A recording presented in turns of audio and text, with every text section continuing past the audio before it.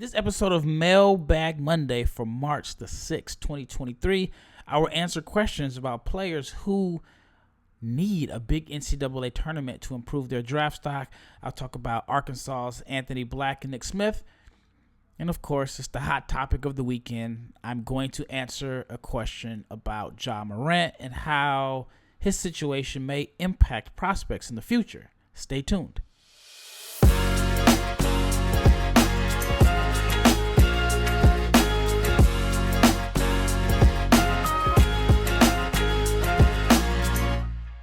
Big shout out to each and every person that has made the Locked On NBA Big Board podcast your first listen of the day. This episode is coming out on a Monday afternoon, but it is brought to you by Prize Picks. First-time users can receive a 100% instant deposit match up to $100 with the promo code Locked On. That's prizepicks.com/Locked On.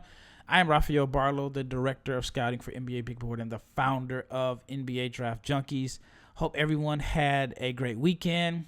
It is March. March Madness is around the corner. Coming up this week, we have conference tournaments. It is a great time to be a basketball fan. The NBA playoffs are also coming up soon. I think this year's playoffs is going to be exciting. I mean, the power of the Western Conference has changed with Kyrie and Kevin Durant both coming out to the West. I was at the Mavericks and Suns game yesterday, and it was a great game. Came down to the last play. I'm looking forward to what is in store for the next few months as a basketball fan. We have the NCAA tournament, playoffs, then we have the combine. Also, there's the McDonald's All-American game. So much going on in the next few weeks and months. So I'm excited about it. But let's just talk about the questions that have been in my inbox over the past few days. I'm getting a ton of mailbag questions. I narrowed it down to 10 questions today. So maybe I may be able to get an 11, but we'll see. All right, let's get right to it. The first question is, what prospect needs a big march to save or maintain their draft stock? The first thing that comes to mind, or the first name that comes to mind, is Nick Smith. Now, Nick Smith is probably going to be a lottery pick either way. But I think there's a chance that if he plays well, he could creep into the top 5 discussion. Now, he has shown some flashes of why he was so highly regarded coming into the season. If you haven't been paying attention, he missed some time with what they would call right knee management, so he hasn't been healthy. I don't know how many games he's played officially, but Arkansas has lost 3 games in a row. They're 2-5 in SEC when he plays, and I'm not saying that to put their losses on Smith. Arkansas is a team that is extremely talented, but they lack floor spacing. But I do think that a strong NCAA tournament could push him into the top 5. Right now, he's averaging 14 points, 2 rebounds, 2 assists, shooting 39% from the floor, 34% from 3, 78% from the foul line. The numbers are a little bit deceiving because he's had games where he's only played 4 minutes, and he's been rusty. He hasn't been healthy. So I think that if he can play like he's played in his last 3 or 4 games, which he's topped 24 or more in 3 of his last 4 games, I think that could be very beneficial for his draft stock. Again, this is a guy that's been dealing with injuries. He's probably not in the best rhythm. I hate saying that word. He's probably not in the best rhythm right now, but I think that he's played really well for a guy that has been in and out of the lineup. But with a little consistency, if he's putting up 24, 25 a game, then I think that could really help him out. The question is Arkansas actually going to make it to the NCAA tournament? Like, their record isn't great. I think they're like 8th in the SEC or something like that. So their record isn't great. There's a chance that they could miss the tournament. While I think that they should be in because they've had some quality wins, but I think Nick Smith is someone, again, that could really, really benefit from a strong NCAA tournament. The next player that comes to mind is Arthur Kaluma from Creighton. I've talked about him numerous times. I thought he was a top 15 player coming into the season. I thought it was between him and Terquavion Smith as the top sophomore in college basketball. And Kaluma had 24 points, 12 rebounds in a loss to Kansas in last year's NCAA tournament. I thought he had all the momentum to be a highly I thought he had all the momentum to be at least a mid to first round pick, late lottery best case scenario, but I thought he was a first round pick. And right now, to be honest with you, even though he has made some gradual improvements, right now I don't even know if he is a 100% lock to be drafted, which is really, really crazy to say. I think that if Creighton has a deep run and he can put up 20 points and 10 rebounds or knock down open shots, and I think he can possibly regain some of the draft stock that he had coming into the season. But those are the two guys that come to mind. I know there's plenty more, but just those names pop out first to me and come to mind. Usually when I answer these questions, I try to do a little bit of research once I look at them, but I try to answer them as if, you know, it's a live call-in show. And again, like I said, those are the two names that come to mind. Next question is, all right, this is the question that is, a little bit difficult to answer. All right. Does Ja Morant's situation impact how teams will evaluate players, and how will Brandon Miller's stock be affected by Ja Morant?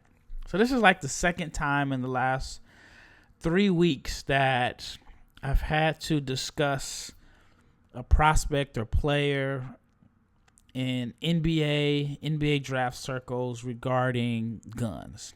And I've mentioned I'm not a gun guy. I don't own a gun. I've never shot a gun. I've lived in different countries where people don't have guns. And I remember once I was in a cab in Greece and someone mentioned to me, what is it like to live in a country where everyone has a gun? Not literally, but, everyone has a gun and someone can take what you worked hard for in a matter of seconds. Do you feel safe? And growing up here in the United States, it's just common. Like, people have guns. Like, it's like the Wild Wild West. You can take a woman on a date to the gun range and she may have a good time. And there's so many states that have laws where you can carry, and then there's amendments supporting having guns. So we have a gun problem because, guns are so accessible and a lot of people are fascinated by guns. And so with all that being said, this Ja Morant situation is really crazy to me, but the signs have been there. I've had different people I know tell me, like, hey, man, Ja Morant, he's doing this or he's doing that, or, he's been in different cities and at clubs that don't attract, I guess the best word to say is the safest crowd. So I'm not shocked or surprised one bit. Like I said, the signs have been there. There's been a lot of smoke. Sometimes where there's smoke, there's fire. One thing I don't like, and this is probably going to get me in a little bit of hot water here, I just don't like these public relations crafted messages when guys get in trouble. Just own up to it. Like 100%. Don't say it's, like it's stress or it's mental health. Man, just be like, you know what? I did this. I was being foolish. And that's it. Don't blame anything for your actions. Sometimes you can just do dumb stuff just because you're doing dumb stuff or because you've been enabled and you think you are above the law in a sense. And Ja, I don't know Ja. I've never met him. In this situation, I just think he was just doing dumb stuff. I think that people have been enabling him. Again, the signs have been there. There's been multiple cases or discussions about him regarding guns and the people around him. And I think people have probably tried to tell him, but nobody who's been firm. And when you are a great athlete and you can jump 40 inches off the ground, you got a lot of people around you that are yes men, and you have people that will try to, steer you in the right direction. But sometimes you just feel like you are above the law. And I just think that is the case. And how it impacts the draft or how prospects are evaluated, that's a good question. I don't know, because I think the NBA does a really, really good job of intel and finding out guys' backgrounds. I know I had a situation where I was friends with a guy, and I mean, we were just, good friends. Never really, not involved in any trouble, any craziness at all. I was at Summer League. A guy came up to me, and he pretty much knew, like the videos that I had created for him, which is, is public information. But basically, before they signed this player, they did all their research. They wanted to know who was hanging around him just in case I end up moving to the city where he was playing at. They wanted to know, like, who's going to be in, like, the family room, who's going to be around the facility. I mean, you got to figure there's so much money involved that it's only in the team's best interest to do the research. So I think the NBA does a good job as far as intel. But one of the things you can't predict is how a player changes with millions of dollars in the bank and power. The better you play, the more power you have, the more money you have, the more yes men that you'll have around you. And if you're not mature enough to handle it, then you can make some bad decisions. And I tell people this all the time, and I'm kind of going on a little rant here, but I tell people this all the time. When people criticize young players, my question is, how would you have handled getting paid $150,000, $200,000 a month every 1st and 15th when you were 19 or 21 years old? And to my friends, and I tell them, like, hey, I remember how you were when you had no money in your pocket, how wild you were. So imagine having money and power. And that's why I think when you look at some of these NBA players, not only do they have to have, like, the natural gifts, the physical talent, and the skill set, you have to be extremely, extremely mature to be able to handle everything that comes with being an NBA player. And even if you're, like, a player that is a rookie and you're not playing, you're like the 13th or 14th man in your team's rotation, you're not getting minutes, you have a bunch of free time, money, and you can get yourself in a lot of trouble. So the guys that end up in, making a living as rotation players or starters after not having success early in their career, that takes a strong level of maturity also, because a lot of people have never not been a star before, and when they're not a star for the first time, they don't know how to handle it, and sometimes they can get themselves in a little bit of trouble. So that is a very, very long-winded answer and rant, but I've been around NBA players for the past few years. I've so many stories that I've heard, so many guys that you may wonder, like, what happened to them? And sometimes they just fade away because they couldn't handle being an NBA player at such a young age. Their lack of maturity cost them hundreds of millions of dollars, and I've seen it happen. But sometimes sometimes guys are just immature and young, and I think that's the situation with Ja Morant. He's young, he's immature, no excuses for him, no excuses at all. And I just think that the people around him have enabled him. And I even think, like, the team has too, because they've known all of this stuff, and even though there hasn't been any arrests or anything like that, I think that maybe sitting him down, I don't know how they could have handled it, because even if you bench him, it becomes a story. But I think enough was enough, and we'll see what happens after this indefinite suspension is over. All right, so that was a very, very long-winded answer. When we return, I'll talk about more questions that are NBA draft related. But let's talk about Prize Picks. Prize Picks is daily fantasy made easy. All you do is pick 2 to 6 players, and if they would go score more or less than their Prize Picks projection, you can win up to 25 times your money on any entry. There's no competing against other people. It is just you versus the projections available.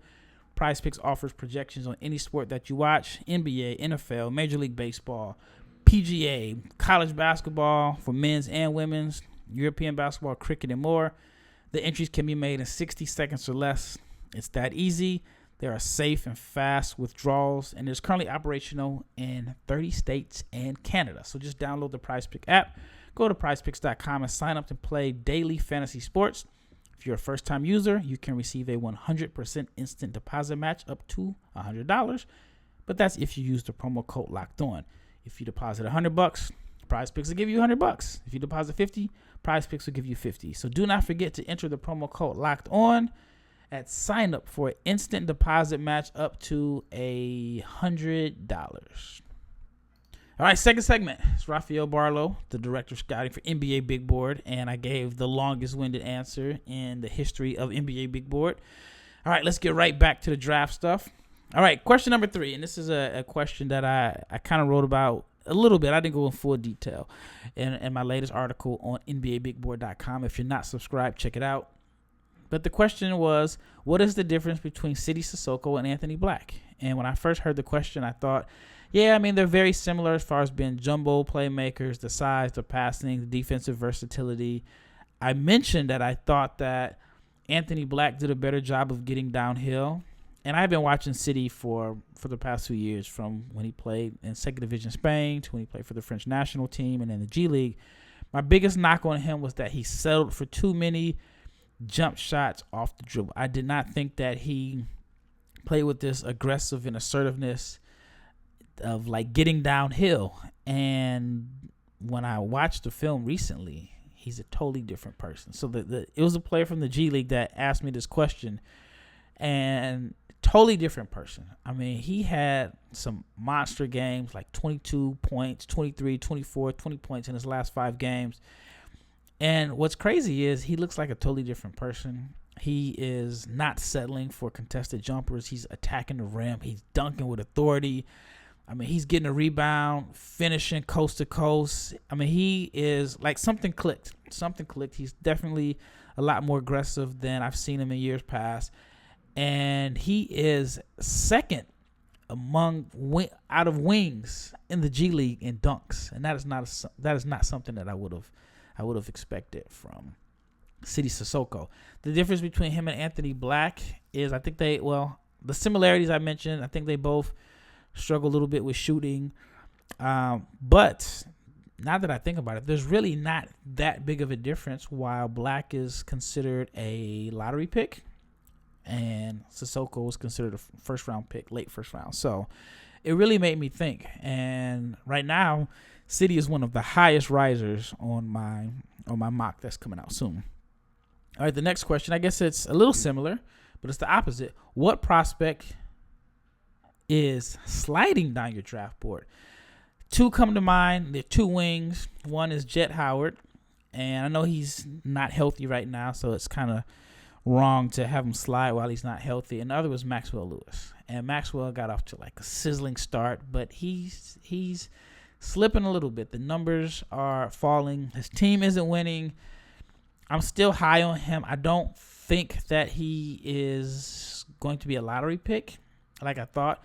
The numbers are down to, I mean, they're not bad, but 17 points, 47% from the floor, 34% or about 35% from 3. At one point before we got into conference play, the numbers were like 44% from 3, 50%. I mean, he was lighting it up.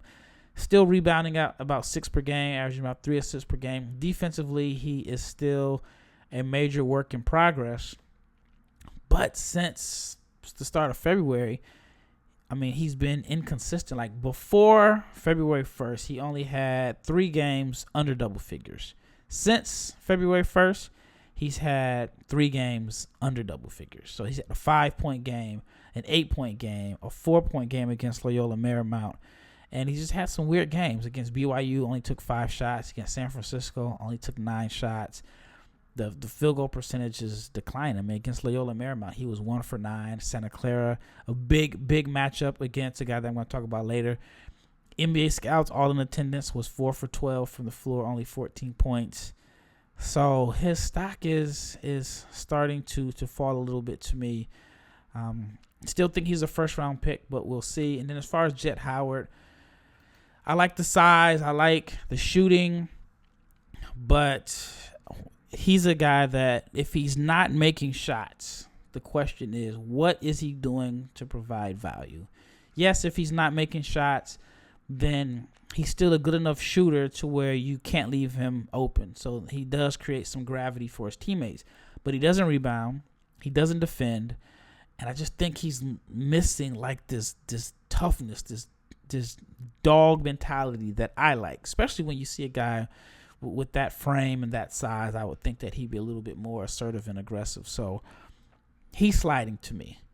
All right, the next question is, let's talk about Brandon Podziemski. Is he the next Jalen Williams? Brandon Podziemski is someone that I've talked about the last few episodes. 69 minutes last year at Illinois, transfers to Santa Clara, has this breakout year where he's averaging like 19 points, 8 rebounds per game. He's shooting efficiently from the floor. He has been one of the biggest surprises in college basketball this year. And maybe the biggest. That's probably the best way to break it down. But let's look at the stats. 19.9 points per game, 48% from the floor, 43% from deep on about 6 attempts, 77% from the foul line, 8.8 rebounds, 3.5 assists, 2 steals. I mean, he is filling up the stat sheet. If you just look at the numbers on paper, there really isn't many weaknesses. I mean, he is doing, from assist percentage to usage, a good assist to turnover ratio. His true shooting is good. Field goal percentage is good. Doesn't foul. His box plus minus is good. His offensive win share. I mean, he has been good across the board. Now, can he get up to the lottery range? I think that is a little bit of a reach. But one thing that he can do that Jalen Williams did was participate at the combine. With most guys not participating, Williams ended up making a real name for himself, ended up being a lottery pick. He's going to be first team all rookie. And if Podziemski decides to participate at the combine while other guys don't, I think that can leave a really, really good impression amongst, I hate saying that word, a good impression with NBA scouts. All right. When we return, I try to round out these last few questions, but let's talk about Built Bar, because if you are looking to eat healthy, but you want something that tastes good and you don't want to compromise taste, you got to try Built Bar, because with Built Bar, it's healthy and it's actually tasty. And they are made with 100% real chocolate, or should I say covered with 100% real chocolate. They come in unbelievable flavors like churro, peanut butter brownie, coconut almond. Not sure how they do it, but they found out a way to mix in good taste while keeping it healthy. 130 calories, 4 grams of sugar, and a whopping 17 grams of protein. And you can now get Built Bars at Walmart or Sam's Club. If you go to Walmart, just go to the pharmacy section and you can grab yourself a 4-bar box of cookies and cream, double chocolate, or coconut puffs. If you go to Sam's Club, you can get a 13-bar box, or you can just continue to order at built.com. All right, last segment. And I've only been able to get to 5 questions, so I got to answer about 5 or 6 questions in this last segment. All right, here's a question that it's funny. It's not really draft related, more so a personal question in a sense. And someone asked me, what is the biggest difference between this year and last year when you took over for Chad Ford? And the biggest difference, there's a couple things, but the biggest difference that comes to mind is that there's a lot more people that are trying to sell me on prospects. And it can be kind of rough at times, because there's so many parents and aunts and uncles and trainers and handlers and coaches that want to see their guy, their player, who they have a vested interest in. They want to see him succeed. But it's getting to the point now where they're trashing the kid's coach. They're trashing his teammates. They're trying to put everything into context why this guy isn't playing well. And at first I used to respond, but now I just don't even respond, because, people will send me clips of, this is the point guard missing his pass. This guy doesn't do this. This guy doesn't do this. Complaining about the coach's offense. And I'm like, in college basketball, the player, for the most part, picks the coach, he picks the school, and he picks his teammates. Yes, the coach may change midway through, the guy's career, or, a player that he thought he was going to play with transferred or went to the league or so on. But at the end of the day, it's so many parents that are just literally destroying their teammates. And that's why I feel sorry for some of these coaches, because I know the chemistry in the locker room has to be bad, because players have so many guys in their ear telling them that they are NBA players and thinking that someone is holding them back from being an NBA player. So that has been the toughest part. Every Saturday afternoon, I'm just getting all types of messages in my inbox and my phone complaining. So that's probably been the biggest difference and the hardest part. All right. Can Adem Bona crack the first round? If you would have asked me this question about 2 or 3 weeks ago, I would have said I don't think so. But there is a chance. Now, I'm on the record of saying I'm not as high on Bona. I feel like he hasn't progressed offensively like I thought he should. I remember watching him when he was about 14 or 15 years old when I lived in Turkey. I watched him at the under 18s a few years back, and he was a little bit younger than the rest of the guys in that group, and he plays the same way. It's still raw energy, athleticism.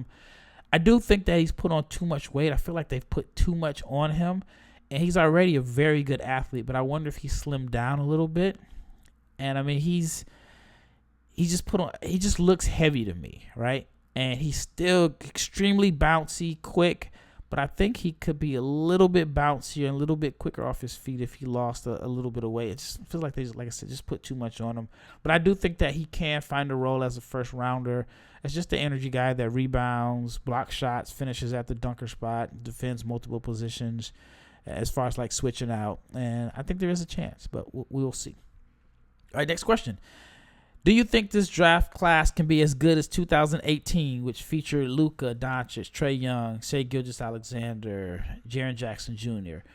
2018 was a really, really good class. It was a good class, and some of the guys like Jalen Brunson from that class have really, really exceeded their expectations. This class, I mean, obviously it's really early. It's too hard to tell. I remember 2020, people thought 2020 was a weak class. And you have, Anthony Edwards, LaMelo Ball, Tyrese Halliburton have already made all-star teams. I think there's a chance Tyrese Maxey could join that list soon. So you just never know because, like I said, 2020 was considered a weak class. And this class is considered strong. It is because some people think it's top-heavy. I don't think there's like a huge wide range of difference between maybe picks 5 through 15, and then maybe 16 through 30, and 30 through 60. But this is going to be the norm because guys are so young, and you're just really getting a small sample size of college basketball, or even some of the other leagues, whether it's in Australia, G League, Overtime Elite. You're really getting about 30, 40 games max to evaluate some of these prospects. But honestly, I don't think it is as good as 2018 right now. What's crazy about 2018, the guys that you mentioned, you didn't even mention the top 2 picks. Ayton's, he's a max player. He's been good, not great. Bagley it's been somewhat of a struggle for him with injuries and fit and all that. But this class, there's just a lot of unknowns. Victor is, I think, safe. I think Scooter's pretty safe. I think Brandon Miller's a pretty safe pick. I think the Thompson twins, there are some questions about them because overtime is so new. And, a lot of people don't know about the adjustment and so on. But to answer your question, I don't think so. But, again, it's really early. All right, next question. Is there a difference between Jalen Wilson and Saddiq Bey? I get the similarities a little bit. Guys that can play a little bit of 3 and 4, initiate the offense if you need them to, good passers. I think Bey was a better shooter at the same stage in his career. So I think that is the biggest difference, is in a reduced role, which, is likely to happen in the NBA. I think Bey's shooting is the difference. But Wilson can rebound and he does a lot of things well, but I think the biggest concern for him is the shooting. All right. 2 more questions. Who from the 2022 NBA draft regrets leaving school early? 4 guys come to mind. Kennedy Chandler, J.D. Davison, Trevor Kills, and Kendall Brown. I think all of those guys would have definitely benefited in staying in school. You look at Trevor Kills. He was the one that I just could not believe that he decided to leave. I didn't think that he had done enough to leave. And then same with J.D. Davison, chose not to participate in the combine. Kills was on a 2-way with the Knicks. I think they just signed him to a 10-day. They didn't renew it. So if I'm not mistaken, he's no longer on a 2-way deal. So he's basically a free agent. And he's playing for the Westchester Knicks, have his rights. So by him not being on the 2-way deal and he's just a G League player, he's not making a lot of money. and the season is pretty much down to the fourth quarter. So I think for him that was a mistake. J.D. Davidson's averaging about 13.7 assists per game, playing for Maine. I mean, imagine him at imagine him at Alabama. I mean, they're already a pretty darn good team, but imagine him on that roster. Maybe they wouldn't have Jalen Bradley if he was on the team, but still, I think that, at least me personally, think I'd rather be playing at Alabama, especially with the NIL money, than playing for Maine. But, maybe he just wanted to be a pro and didn't want to go to school. Kendall Brown, you got to think, Kendall Brown was the guy that a lot of people, including myself, had as a top 10 pick. I think at one point I had him as high as number 6. He was considered the better rated prospect than his teammate Jeremy Sohan. And right now I think Jeremy Sohan is averaging more points per game in the NBA than Kendall Brown is averaging in the G League for Fort Wayne. So I think if he could do it all over again, he probably would go back to Baylor, and Baylor would be in consideration as one of the top teams in the country. I mean, they already are, but maybe number one team in the country if they had Kendall Brown. So those are some of the names that come to mind. All right, last question is, does Chet Holmgren make the Thunder a contender next year considering how wide open the West is? So when I first saw this question, I'm like, a contender? No. No. He's a rookie. He's not going to make them a contender. It's the Thunder. But then if you really, really think about it, the question is not that bad. I mean, the West is pretty much wide open, and you expect the guys on OKC to make a jump next year as far as just, getting better in their progression. The Thunder could actually make the play-in tournament this year. You give them a year of the confidence that comes along with making the playoffs and that experience, and then you bring in Chet, who will provide size and defense and should be able to provide shooting. Even though he is going to be a rookie, he will have a little bit of an advantage on the other rookies in this class because he's had a chance to learn the NBA system, travel, and he's probably put on a little bit of weight. I mean, I haven't really seen him up close, just different video clips. So he does come with a little bit of an advantage. I don't know if it necessarily makes them a contender, but I do think that the Thunder are a team that should be able to compete for the 6th or 7th, 8th seed next season, depending on, what happens over the summer and injuries and so on. But I do think that the Thunder should be a competitive playoff team, even more competitive than they are this year, next season with Chet Holmgren. Well, that wraps up this episode of Mailbag Monday.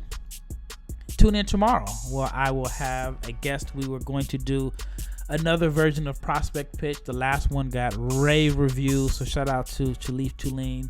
And hopefully we can duplicate that. So stay tuned. Tomorrow we'll do Prospect Pitch. But thank you for making the Locked On NBA Big Boy your first listen of the day.